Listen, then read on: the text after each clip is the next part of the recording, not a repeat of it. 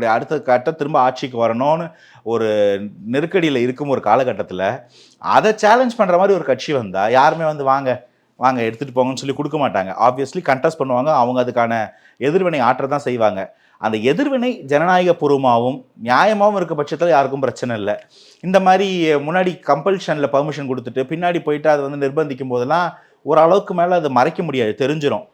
ரெண்டாவது, இந்த பெர்மிஷன் கொடுக்காம இருக்கும்போது கோர்ட்டு மூலமாலாம் பெர்மிஷன் வாங்க ஆரம்பிச்சாங்கன்னு வச்சுக்கோங்களேன், அது வந்து அரசாங்கத்துக்கே வந்து ஒரு புள்ளியாக மாறிடும். மூணாவது வந்து இந்த கோட் ஆஃப் கண்டக்ட் ஆக்டிவ் ஆயிடுச்சுன்னு வச்சுங்களேன், அப்புறம் இதெல்லாம் பண்ண முடியாது. அப்போ ஆப்வியஸ்லி வந்து யாரெல்லாம் இவங்க த்ரெட்டன் பண்ணாங்களோ அவங்க எல்லாமே சேர்ந்து தாவேக்காக்கு ஆதரவு கொடுக்குற ஒரு நிலைமை ஏற்பட்டுரும்.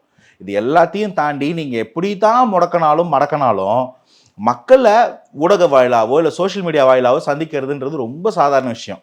ஸோ மக்களை 1000 பேர் அவர் சந்திக்க போகிறாருன்னா அதை அழகாக விட்டால் அந்த 1000 பேர்கிட்ட பேசிட்டு முடிஞ்சிடும். அதை நீங்கள் நெருக்கும் போது தான் 1000 பேருக்கு வீடியோ போட்டார்னா அது 10,000 பேருக்கோ 10 லட்சம் பேருக்கோ போய் சேரும். இந்த மாதிரி ஆன்டி டெமோக்ராட்டிக் ஆக்டிவிட்டி எந்த கட்சி பண்ணாலும் தமிழகத்தில் இருக்க மக்களுக்கு அது பிடிக்காது. அது விஜய் மேலே வந்து ஏற்கனவே வந்து நம்ம வீட்டு பையன் அப்படின்ற ஒரு இமேஜ் எல்லா வீடுகள்லையுமே இருக்குது. எல்லா வீட்லையும் குறைஞ்சி 1-2 பேருக்கு இருக்குன்னும் போது அவர் அந்த மாதிரிலாம் சீண்ட வேண்டாம், சீண்ட மாட்டாங்கன்னு நம்புகிறேன். அப்படி சீண்டுனா அதுக்கான எதிர்வினை அவங்க அனுபவிக்க வேண்டியதாக தான் இருக்கும். இது திமுகவுடைய ஜனநாயகம் எப்படி இருக்க போகுது அப்படின்றது இந்த 6 மாதத்தில் நம்ம தெரிஞ்சுக்கலாம். நம்ம திமுக ஒரு பெரிய ஜனநாயக இயக்கம்னு நினச்சிட்டு இருந்தோம் இல்லைங்களா, அது என்னன்றது நம்மளும் தெரிஞ்சுக்கிறதுக்கு ஒரு வாய்ப்பாக இருக்கும்னு நினைக்கிறேன்.